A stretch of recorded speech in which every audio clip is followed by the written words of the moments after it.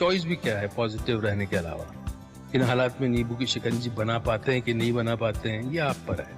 और हम सब ने इस फिल्म को उसी पॉजिटिविटी के साथ बनाया है, और मुझे उम्मीद है कि ये फिल्म आपको सिखाएगी, हंसाएगी, रुलाएगी, फिर हंसाएगी शायद। Enjoy the trailer and be kind to each other and watch the film and yes, wait for me. Wait for me. अब हमारे हिस्से में इंतज़ार ही है, इरफान नहीं है। एक अच्छा कलाकार जब चला जाता है तो उसके अभिनय की अच्छाइयाँ बहुत रुलाती हैं, बहुत पीछा करती हैं। हमारी आपकी यादों में उसका अभिनय जहाँ तहाँ से निकल आता है, लगता है कि वो यहीं कहीं है, मगर वो अब नहीं है। 2013 में एक फिल्म आई थी लंच बॉक्स, और इरफान चाहते थे कि फिल्म आने के बहुत पहले समीक्षक देख लें और तब समीक्षा करें। उन्हें अपनी फिल्म और अपने अभिनय पर इतना भरोसा था कि बहुत लोगों को आमंत्रित किया दिल्ली के सिरीफुट ऑडिटोरियम में, और वहां पर हमें ये लंच बॉक्स मिला। तब से ये लंच बॉक्स जाने कहाँ गुम हो गया था, मगर आज इरफान के अभिनय की मानिंद कहीं से निकल आया, उसके अभिनय की यादों की तरह से, कि ये अब इरफान के अभिनय का हिस्सा है। लंच बॉक्स का किरदार फर्नांडिस सबको याद होगा जिन्होंने ये फिल्म देखी है। कैसे फर्नांडिस के पास एक लंच बॉक्स भटकता हुआ चला आता है। वो लंच बॉक्स ईला का होता है और उसके ज़रिए दोनों बातें करने लगते हैं, एक दूसरे की ज़िंदगी की परतों को हटाकर देखने लगते हैं और मुंबई शहर को फिर से देखने समझने लगते हैं। 53-54 साल की ज़िंदगी रही इरफान की, मगर उनके अभिनय की ज़िंदगी बहुत बड़ी है, इतनी बड़ी कि टीवी बहुत छोटी जगह है बात करने के लिए। यह कलाकार कैसा था 2013 की इसकी एक चिट्ठी से आप अंदाज़ा लगा सकते हैं, जो उन्होंने उर्दू अदब के आलमी विद्वान शमसुर रहमान फारूकी साहब को लिखी थी। ईमेल के ज़रिए इरफान लिखते हैं और उनकी भाषा देखिए, अंग्रेज़ी में है जिसका मैंने हिंदी में अनुवाद किया है। और इरफान लिखते हैं कि शमसुर रहमान साहब, आदाब। अपने लिखने के हुनर के लिए माफ़ी चाहूँगा। मैं अपने ख़यालों को शब्दों में नहीं लिख पाता, मगर फिर भी मैं काफ़ी समय से आपसे बात करना चाहता था और आखिरकार बात हो भी गई। सिनेमा के चलते मेरा कहानियों से वर्षों पुराना नाता रहा है। दर्शकों के साथ खुद को बांटने के लिए कहानियों से बड़ा कोई मंच नहीं है। कहानियाँ मेरा हिस्सा बन जाती हैं, मेरे साथ रहती हैं, महीनों और वर्षों तक मुझसे बार बार बातें करती रहती हैं। कहानियाँ जो ज़िंदगी के नई पहलुओं को कहती हैं, मुझे बेहतर बनाती हैं और मुझसे भी बातें करती हैं। संयोग से मेरी कुछ फिल्में हैं जिनका अदब से रिश्ता रहा है। शेक्सपियर की मैकबेथ पर विशाल भारद्वाज की मकबूल, पुलित्ज़र प्राइज़ विजेता झुम्पा लाहिरी की रचना द नेमसेक, जिसे मीरा नायर ने डायरेक्ट की थी, और हाल फिलहाल में द लाइफ ऑफ पाई, यान मार्टेल की रचना पर बनी थी। दरिया में एक अकेला आदमी एक शेर के साथ कई महीनों तक रहता है। उसमें एक दर्शन था, जीव जंतु कैसे एक दूसरे के साथ रह सकते हैं और एक दूसरे में भरोसा पा सकते हैं। कहते हैं ना कि आप किताबों को नहीं खोजते, किताबें आपको खोज लेती हैं। मुझे लगता है आपकी किताब ने मुझे ढूंढ लिया है। मैंने आपकी किताब पढ़ी है, बहुत चकित हूँ, प्रभावित हूँ। जादू है आपकी किस्सा गोई में। भीतर की कितनी गहराई है, बाहर की चमक और उसके चले जाने के ख्याल ने मुझे चुप करा दिया है। आपकी रचनाओं में हुस्न बयान, तर्ज तहरीर, खूबसूरती, मंत्रमुग्ध सम्मोहित कर देने वाला रुमानवी अंदाज, लज्जत हुस्न का कायल हो गया हूँ। मैंने जो कहा है वो आपकी रचनाओं के लिए कम है। ऐसा लगता है कि किताब की शक्ल में बाहर आने से पहले आपके भीतर दशकों तक घुमड़ती रही हो। जब से आपकी किताब पढ़ी है वो मेरे जहन में बस गई है, निकल नहीं रही है। लगता है उसने मुझे बांध लिया है। मैं इसे सिनेमा के दर्शकों के साथ साझा करना चाहता हूँ। आपकी किताब की खूबसूरती को बनाए रखूँगा। मैं आपसे इजाज़त चाहता हूँ। मेरे लिए जो हुक्म हो फरमाइएगा, मुंतज़िर रहूँगा। एक अदना सा एक्टर, इरफान। उर्दू अदब के आलमी विद्वान यानी दुनिया भर में मशहूर साहित्यकार के सामने जब एक कलाकार खुद को अदना कहता है तो वो अपने अभिनय को ऊंचा मकाम देता है। इरफान के अभिनय में कई ऐसे ऊंचे मकाम हैं। जिस किताब के लिए वो ईमेल लिख रहे थे वो किताब ये है, कई चांद थे सरे आसमां, पेंगुइन ने छापी है। और एक बार इस किताब से गुजर कर देखिएगा, आप इसकी जादू से कभी बाहर नहीं आ सकते हैं। इरफान इस पर फिल्म बनाना चाहते थे, क्या वजह रही नहीं बन पाई, ये सब अब इतिहास है। लेकिन 2014 के एक इरफान से आपको मिलाना चाहता हूँ। अपने ही शहर जयपुर में जयपुर साहित्य सम्मेलन लिटरेचर फेस्टिवल में वो महमूद फारूकी के एक पैनल में मौजूद थे और ओम प्रकाश वाल्मीकि की कविताओं को पढ़ रहे थे। ओम प्रकाश वाल्मीकि भी साहित्य की दुनिया की बहुत ऊंची हस्ती हैं, जिनकी रचनाओं तक जाने के लिए बहुत कम लोगों के पास साहस है। इरफान वाल्मीकि की कविताओं को जयपुर लिटरेचर फेस्टिवल में पढ़ रहे हैं। आप उस इरफान को देखिए, सुनिए और वाल्मीकि की कविताओं के जरिए इरफान को ढूंढ सकते हैं। चूल्हा मिट्टी का, मिट्टी तालाब की, तालाब ठाकुर का। भूख रोटी की, रोटी बाजरे की, बाजरा खेत का, खेत ठाकुर का। वाह। बैल ठाकुर का, हल ठाकुर का, हल की मूठ पर हथेली अपनी, फसल ठाकुर की। कुआं ठाकुर का, पानी ठाकुर का, खेत खलिहान ठाकुर का, गली मोहल्ले ठाकुर के, फिर अपना क्या, गांव, शहर, देश। वाह, बहुत बढ़िया। 29 अप्रैल को मुंबई में इरफान खान ने अंतिम सांस ली और इस दुनिया और इसकी महफिल को अलविदा कह दिया। तो अब हमारे साथ मिहिर पांड्या हैं, जो फिल्म समीक्षक हैं, फिल्मों को पढ़ते लिखते रहते हैं, उसके बारे में बात करने के लिए। मिहिर, मेरा सवाल यही है कि इरफान तो अब नहीं है, पर क्या सचमुच वो कलाकार नहीं है? रवीश, बहुत ही मतलब हम सब डरे हुए थे शायद पिछले 2 साल से, और हम सबके मन में आशंका थी कि ये दिन आएगा, लेकिन हम में से कोई भी शायद इसके लिए तैयार नहीं था। और इस समय पे जब हमको बहुत ज़्यादा हिम्मत और मजबूती की ज़रूरत है, तब ये घटना हुई है। तो क्या कहें, मैं तो खुद को नहीं संभाल पा रहा हूँ, मैं बाकी लोगों को क्या दिलासा दूंगा। लेकिन मैं यही कह सकता हूँ कि मेरी जनरेशन का, या शायद आपकी जनरेशन का भी, हमारी जनरेशन का शायद सबसे बड़ा लीडिंग स्टार, सबसे बड़ा अभिनेता अगर कोई हमने देखा है, वो चला गया है आज। और कोई सीमा, कोई बाउंड्री नहीं है जिसमें इरफान को बांधा जा सकता है। वो जिस छोटी सी जगह से निकले, और मैं शायद मेरा इमोशनल कनेक्शन इसलिए भी है कि मैं भी उसी छोटी सी जगह से आता हूँ, और जहां तक वो पहुंचे, ये मतलब अद्वितीय कहानी। और अभिनय में मेरे ख्याल से जो एक पूरी श्रृंखला है अभिनेताओं की, वो इरफान का नाम लिए बिना पूरी नहीं होती। अगर आप भारतीय सिनेमा की बात करें तो मैं मानता हूं कि मोतीलाल और बलराज साहनी या संजीव कुमार जैसे अभिनेताओं के बाद अगर इस जनरेशन में किसी का नाम लिया जाएगा तो वो इरफान का ही नाम लिया जाएगा। और ये दुख की बात ये है कि हम उन्हें शायद उनकी कला का, उनकी प्रतिभा का एक बहुत छोटा सा हिस्सा देख पाए हैं।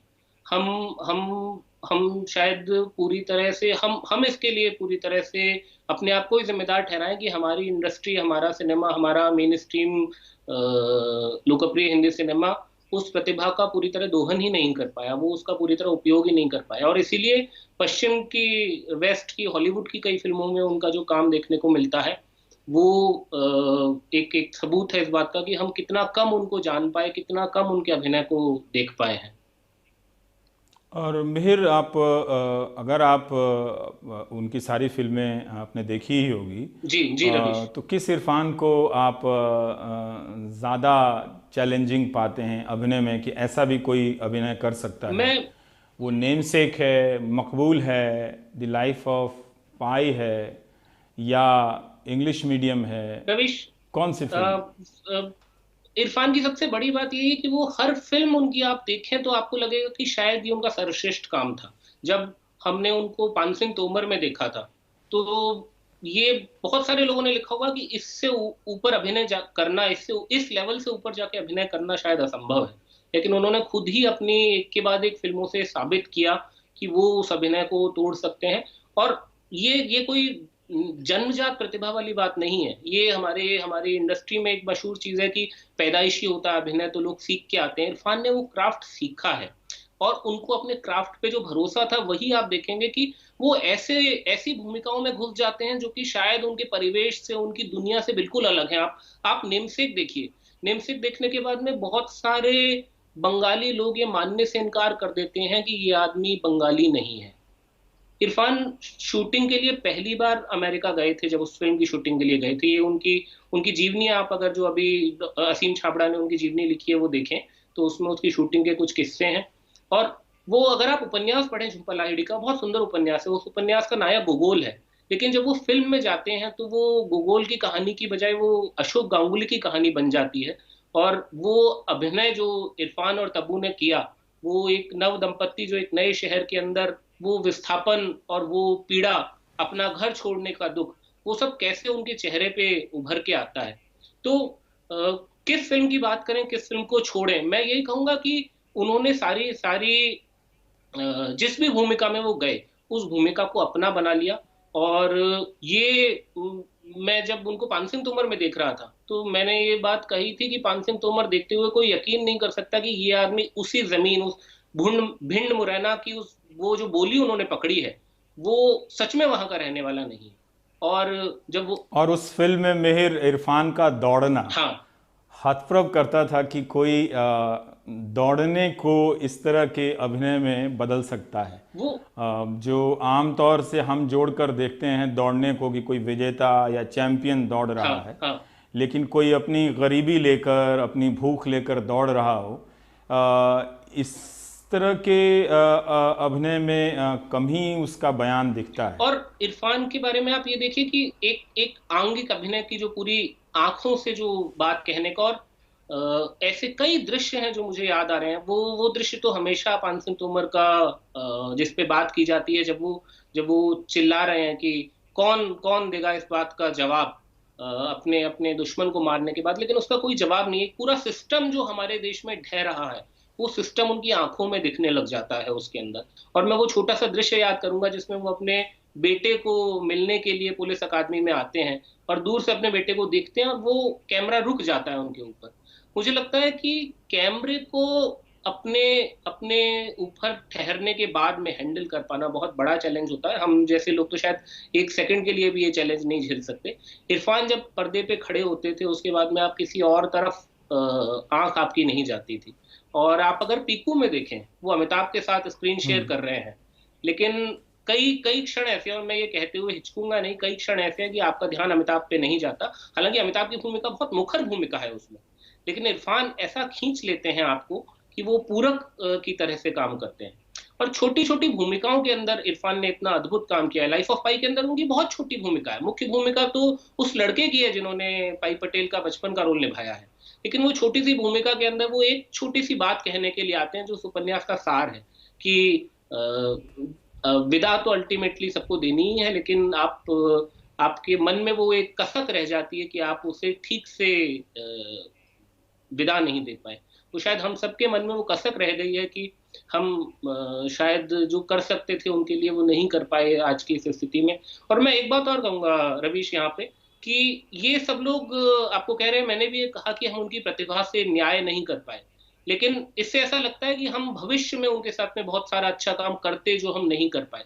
असल में आप देखें तो हिंदी सिनेमा की, हिंदी फिल्म इंडस्ट्री की सबसे बड़ी कमी यहाँ पे दिखाई देती है। इरफान 1980s में थिएटर से पढ़ के निकले थे, एनएसडी से। 1987-88 की फिल्मों में छोटे छोटे रोल में दिखाई देते हैं। मैं विदुनो चोपड़ा की एक फिल्म देख रहा था जिसमें कुछ सेकंड के लिए इरफान दिखाई देते हैं। मैं सलाम बॉम्बे का छोटा सा रोल याद कर सकता हूँ। सलाम बॉम्बे कब की फिल्म है? सलाम बॉम्बे 1988 की फिल्म है। और इरफान को पहली बार हमारे समाज ने पहचानना कब शुरू किया? इरफान को पहली बार मेरी आपकी जनरेशन के लोगों ने एक अभिनेता के तौर पे रिकॉग्निशन कब दी, लोकप्रियता कब दी? 2003-2004 में जाकर। हासिल वो पहली फिल्म है जिसके बाद में Irfan Khan main stream cinema में अपनी जगह बनाते हैं। 15 साल वो आदमी संघर्ष कर रहा था, वो तब भी उतना ही अच्छा अभिनेता था। उसके पास में तब भी यही प्रतिभा थी। हमने उसकी पूरी जवानी को बर्बाद कर दिया। ये 90s का डेकेड हिंदी सिनेमा का जो बड़े बड़े स्टार पुत्रों को लॉन्च कर रहा था, वो इरफान की प्रतिभा को नहीं देख रहा था। और तब इरफान को टेलीविजन के ऊपर जगह मिली, रोजी रोटी मिली। भले ही आप टेलीविजन की दुनिया को कितनी भी गाली दें, लेकिन ऐसे बहुत सारे अभिनेता हैं जिन्होंने उसके जरिए अपने जीवन को चलाया। नहीं तो हो सकता है उनको बंबई छोड़नी पड़ी होती, हो सकता है वो वापस आ गए होते। और 20 साल के बाद में उनको वो रिकॉग्निशन मिली। पान सिंह तोमर फिल्म बन के डब्बे में पड़ी रही। मैं खुद निर्देशक और फिल्म के लेखक की जबानी ये बात सुन चुका हूँ। 3 साल 4 साल तक डिस्ट्रीब्यूटर्स ने, प्रोड्यूसर्स ने उसको रिलीज होने लायक फिल्म नहीं समझा, क्योंकि उसकी भाषा ऐसी थी जो कि उनको लगा कि लोगों को समझ में ही नहीं आएगी। और इरफान खान जानते थे कि वो उनके जीवन की सबसे अच्छे अभिनय में से एक है। फिल्म के लेखक जो है संजय चौहान, वो मुझे बता रहे थे एक बार जब मिले थे तो, कि इरफान रात में फोन करके रोते थे कि भाई मेरी फिल्म रिलीज करवा दो, क्योंकि उनको मालूम था पान सिंह तोमर रिलीज होगी तो उनकी प्रतिभा लोगों तक पहुंचेगी। ऐसी कितनी फिल्में हैं जो शायद बन ही नहीं पाई उन 15 सालों में। ऐसी कितनी फिल्में हैं जो कि इरफान इरफान थे हमारे बीच, हम उनको पहचान नहीं पाए। और केवल एक इरफान नहीं, ऐसे कितने अभिनेता हैं जो हमारे बीच आज भी मौजूद हैं। एक इरफान गए हैं। मेहर, आपने शुरू में इरफान का परिचय देते हुए एक शब्द का इस्तेमाल किया, जिसका इस्तेमाल आमतौर पे कमर्शियल सिनेमा में लोकप्रिय अभिनेताओं के लिए किया जाता है कि वो बहुत बड़े स्टार थे। आपने उन्हें कलात्मक फिल्मों का जो एक हाशिए का एक विशेषण हमने चुन रखा है कुछ अच्छे अभिनेताओं के लिए, ये ना कहते हुए कहा कि इरफान खान हमारे समय के, आपके समय के और हमारे समय के सबसे बड़े स्टार थे। सबसे बड़े स्टार, हाँ। और ये बात मैं बहुत सोच समझ के कह रहा हूँ रवीश, क्योंकि अगर आप शुद्ध कमर्शियल लेवल पे भी देखें तो दुनिया की सबसे ज्यादा पैसा कमाने वाली फिल्मों में इरफान ने काम किया है। तो उस लेवल से भी आप देखें। और लीडिंग मैन क्या होता है? एक अभिनेता जो किसी फिल्म को अपने कंधे पे उठा के आगे बढ़ता है, वो क्या होता है? वो होता है जो कि पर्दे पे आए तो आपकी नजर उससे ना फिरे। इरफान मेरी जनरेशन में मैं उस तरह का कोई दूसरा अभिनेता नहीं देख पाता हूँ। और जब आप बात करते हैं कि खान त्रयी का पूरा 90s है, तो मैं यही कहूंगा कि मेरे लिए तो एक ही खान है, वो इरफान खान है। उससे बड़ा अभिनेता हमारे सिनेमा ने कम से कम 80s के बाद में तो कोई दूसरा नहीं देखा। तो एक सितारा भी, और एक पूरी ना हो सकी आस भी है हमारी कि वो हम क्या क्या ना देखते उनके साथ में, क्या क्या ना करते। और ये एक तरह से भारतीय सिनेमा की भी त्रासदी है कि जब इरफान खान अपने गोल्डन पीरियड में थे, जब हम उनकी जवानी को इस्तेमाल नहीं कर पाए, ये हम सबको सोचना चाहिए। जी, बहुत बहुत शुक्रिया मेहर पांड्या, हमसे बहुत शुक्रिया रवीश बात करने के लिए। और जैसा कि मेहर बता रहे थे कि इरफान का कैनवस थोड़ा बड़ा है, और आप दुनिया की उन फिल्मों की तो बात ही हम नहीं कर सके जो भारत के बाहर बनी है। लेकिन भारत में भी अगर आपने पान सिंह तोमर नहीं देखी है तो आपको देखनी चाहिए कि एक अभिनेता अपने किरदार को, उस किरदार में किस तरह से हाड़ मांस डालकर खड़ा कर देता है। हम इंसान रोबोट बनाते हैं, मगर एक अभिनेता अपने किरदार से एक और इंसान बनाता है। ये फ़र्क है, और इसलिए हम सब के दिलों में इरफान हमेशा के लिए रहेंगे, याद किए जाएंगे। और जब भी आप उन्हें पर्दे पर देखेंगे तो लगेगा कि हाँ, इतना सहज और इतना अच्छा और इतना बुलंदी से अभिनय करने वाला बहुत कम हुआ इस देश में। हुए हैं लोग अच्छे अभिनेता, पर उनमें एक इरफान खान भी हैं। बहुत बहुत शुक्रिया मेहर आपका फिर से। हम अब बढ़ते हैं राजनीति की उन क्रूर खबरों की तरफ, जिसे कोई फ़र्क नहीं पड़ता कि हमारे बीच से कोई गया है, हमारे बीच से कोई किसी ने ज़िंदगी को इतना कुछ भर के गया है, मगर राजनीति और जो सिस्टम की क्रूरताएं हैं वो चलती रहती हैं। अभी इस देश में बहस हो रही है कि क्या कुछ भगोड़ों को, ठगों को रिज़र्व बैंक ने या बैंक ने उनके लोन माफ़ किए हैं। बार बार ये कहा जाता है कि उनके लोन माफ़ नहीं किए गए हैं, बट्टे खाते में उनका हिसाब डाल दिया गया है। अच्छा होता कि इसी के साथ यह भी बता दिया जाता कि